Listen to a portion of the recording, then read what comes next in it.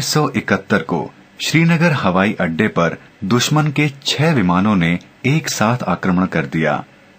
उनका ध्येय था हमारे विमानों का खड़ी हालत में ही विनाश कर देना। जितना अधिक उतना बेहतर।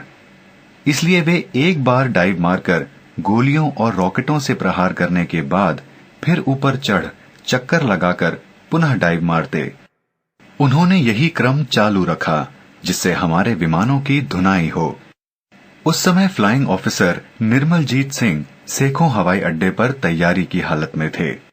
उस स्थिति में ऊपर कैसे उड़ते?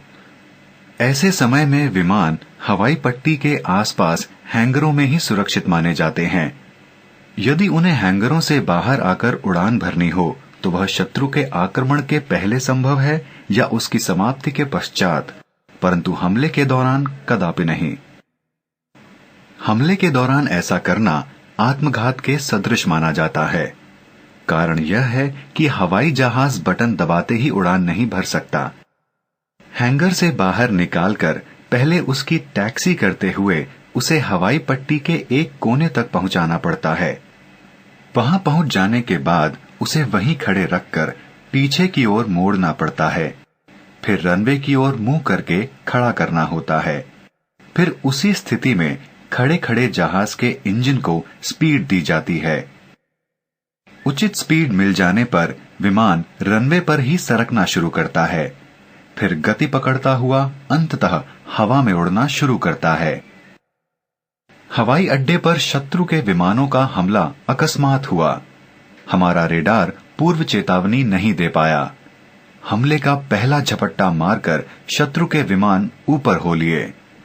उसी समय फ्लाइंग ऑफिसर सेखों दौड़कर अपने नेट में जा बैठे। उन्होंने शत्रु के विमानों के दूसरे झपट्टे का इंतजार किया। थोड़ी ही देर में वे फिर आए और रॉकेट छोड़कर गोलियों की झड़ी लगाकर फिर ऊपर चढ़ गए।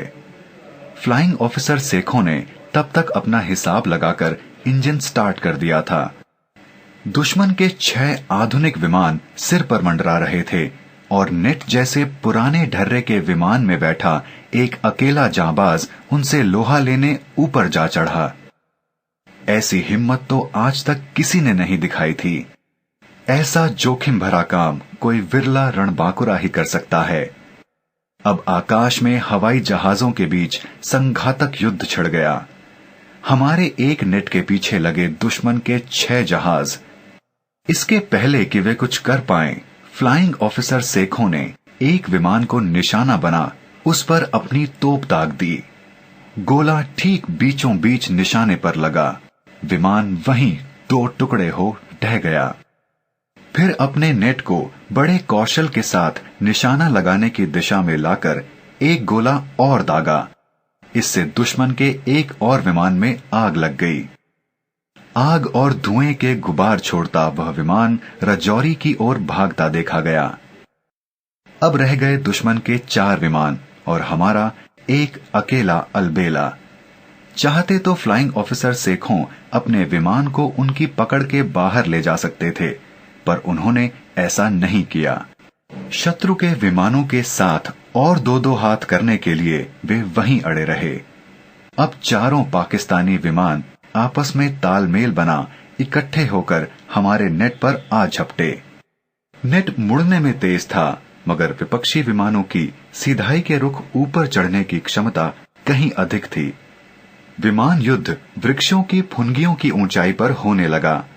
आखिर 4 सेबर जेट विमानों के घेरे में आया एक अकेला नेट और क्या कर पाता? कितनी देर खैर मनाता? दुश्मन के एक गोले ने नेट को ध्वस्त कर दिया और अपने प्यारे नेट विमान के साथ वीर गति को प्राप्त हुए फ्लाइंग ऑफिसर सेखों केवल 26 साल की उम्र में। फ्लाइंग ऑफिसर सेखों के नेट का विनाश करते ही दुश्मन के चारों विमान तेजी से सीमा की ओर मुड़ गए। उन्होंने अब न हवाई अड्डे पर आक्रमण किया, न श्रीनगर के अन्य किसी स्थल पर।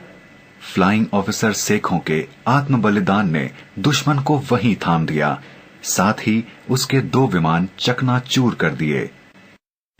रणभूमि में असाधारण वीरता के साथ आत्म बलिदान करते हुए वीरगति पाने वाले फ्लाइंग ऑफिसर निर्मलजीत सिंह सेखों मरणोपरांत सशस्त्र सेनाओं के उच्चतम वीरता पदक परमवीर चक्र से अलंकृत हुए। यह वायुसेना को मिला प्रथम परमवीर